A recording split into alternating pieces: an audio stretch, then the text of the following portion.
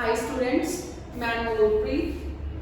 जिदा कि मैं तुहानू शॉर्ट वीडियो के विच दस्सिया सी कि आपां डिटेल च भी दसांगे है ना तुहानू भी तुसी इंट्रोडक्शन दे पार्ट नू किद्दां वधिया तरीके नाल रिप्रेजेंट करना इन फ्रंट ऑफ एग्जामिनर। चलो जी आपां स्टार्ट करदे हां।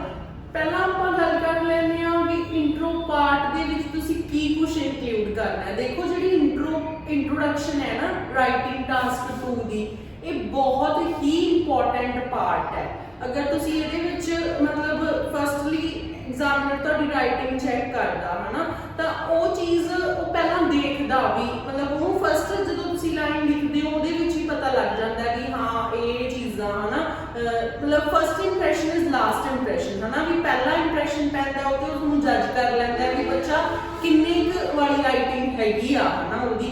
तां आपां ओही जिहड़ी तुहाडी 5 स्कोर दी राइटिंग है ਉਹਨੂੰ ਆਪਾਂ 7 स्कोर ते लैके जावांगे जी ये चीज़ नूं यूज़ करके। ठीक है जी, चलो स्टार्ट करते हैं आपां। पहला आपां सारे नालों पहला टॉपिक पढ़ांगे है ना। चलो आपां स्टार्ट करते हैं। In this modern era most of the children are stubborn as compare to past.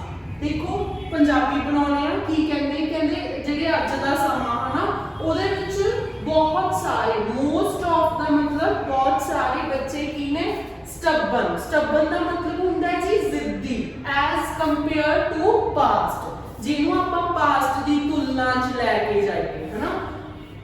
What are the reasons behind this and how this behavior can be changed?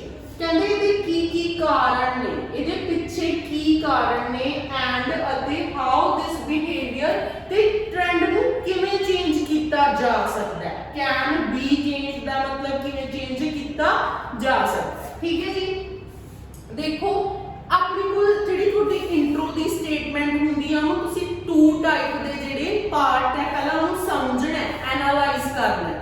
Exam दे विच जाने हो तुहाडा मॉक टेस्ट हुंदा है, किते भी जो तुसीं राइटिंग टास्क लिखण जाने हो है ना, तो उत्थे तुसीं मतलब पंजाबी च सब तो पहला पंजाबी च आपदी लैंग्वेज जिहड़ी भी तुसीं कंफर्टेबल हो ਉਹਦੇ ਵਿੱਚ ਕੀ ਕਰਨਾ है ट्रांसफर करना है। दैन तुसीं जिहड़ी तुहाडी टॉपिक स्टेटमेंट हुंदी है ਉਹਨੂੰ तुसीं 2 ਜਿਹੜੇ ਪਾर्ट है ਉਹਦੇ ਵਿੱਚ डिवाइड करना है। फर्स्ट पार्ट आउंदा है जी ਜਦੋਂ ਤੁਸੀਂ ਰੀਫਰੇਜ਼ ਕਰਦੇ ਹੋ ਉੱਪਰਲਾ, फर्स्ट पार्ट ਉੱਪਰਲਾ पार्ट 1 पार्ट 2। ठीक है जी, मतलब ਇਹਦੇ ਵਿੱਚ ਕੀ ਆ ਤੁਸੀਂ सेंटेंस फॉर्मेशन अलग तो यूज करोगे है ना, ਤੁਸੀਂ सिनोनिम्स ऐड करोगे। For example modern era children है ना कंपेयर टू पास्ट व्हाटसोएवर जो भी ਤੁਹਾਨੂੰ ਦਿੱਤਾ ਹੈ मतलब ਤੁਸੀਂ सिनोनिम यूज करने ने ਇਹ ਵਾਲੇ ਪਾर्ट 1 ਦੇ ਵਿੱਚ ਉੱਪਰਲੀ ਸਟੇਟਮੈਂਟ ਦੇ ਵਿੱਚ।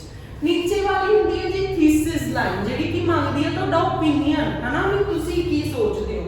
ਹੁਣ ਇਹਦੇ ਵਿੱਚ ਆਪਾਂ ਕੀ ਦੇਣੇ ਆ, ਇੱਕ ਤਾਂ ਰੀਜ਼ਨਸ ਦੇਣੇ ਨੇ, ਇਹ ਜਿਹੜਾ how this behaviour can be changed ਇਹ ਕੀ ਆਗੇ ਇਟ ਮੀਨਸ ਆਪਾਂ ਕੀ ਦੇਣੇ ਨੇ ਇਹਦੇ ਸੋਲੂਸ਼ਨਸ ਦੇ। ਠੀਕ ਹੈ ਜੀ, ਚਲੋ ਆਪਾਂ ਸਟਾਰਟ ਕਰਦੇ ਹਾਂ। ਕਹਿੰਦੇ respecting parents and obeying their decision is a thing of past. देखो कहंदे मैं देखो जीरन फॉर्म तो स्टार्ट किया। एक गल होर, अगर तुसी स्टार्टिंग दे विच जीरन फॉर्म यूज करदे हो वर्ब दी फर्स्ट फॉर्म दे नाल आईएनजी यूज करदे हो तां ओह एग्जामिनर ते गुड इंपैक्ट पाउंदी है। ठीक है जी, कहंदे ओबिंग उन्हां दे डिसीजन दी पालना करना की है पास्ट दी चीज रह गई। ठीक है, as in this day and age, day and age दा मतलब हुंदा जी प्रेजेंट टाइम। प्रेजेंट टाइम मतलब अज दा समा, ਤਾਂ ਆਪਾਂ ਮਾਡਰਨ एरा ਨੂੰ ਕੀ ਲਿਖਿਆ in this day and age. ठीक है जी, मेजॉरिटी ऑफ किड्स, देखो मोस्ट ऑफ दा ਨੂੰ ਮੈਂ ਕੀ ਲਿਖਤਾ majority of kids don't like interference of their elders. Interference मतलब बर्दाश्त नहीं करते किन्ना दी आपदे एल्डर्स दी है ना इन देयर पर्सनल लाइफ। आजकल दे बच्चे पर्सनल लाइफ दे विच आपदे एल्डर्स दी इंटरफेरेंस की नहीं करते मतलब लैके नहीं आना चाहते, वो चीज़ बर्दाश्त नहीं करते। ठीक है जी, इत्थों तक की होगी अपनी रीफ्रेज होगी टॉपिक स्टेटमेंट। हुण कॉन्सीक्वेंटली, कॉन्सीक्वेंटली का मतलब होंदा नतीजे वजों। नतीजे वजों वो चीज़ का सिट्टा की निकलना दे हैव बिकम।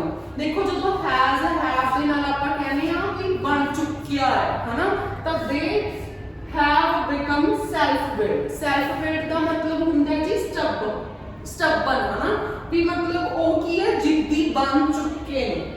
उस तो बाद full stop society wonders, wonders का मतलब टू थिंक, सोचना है ना।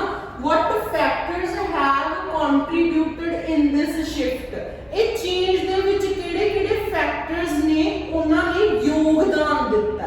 ਕੰਟਰੀਬਿਊਟਡ ਦਾ ਮਤਲਬ ਹੁੰਦਾ ਯੋਗਦਾਨ ਦੇਣਾ। ਇਹ ਕੀ ਬਣ ਗਈ ਜੀ ਆਪਣੀ ਕੁਐਸਚਨ ਸੈਂਟੈਂਸ ਬਣ ਗਿਆ ਵੀ ਹਾਂ ਆਪਾਂ ਲਿਖਣਾ ਕੀ ਹੈ।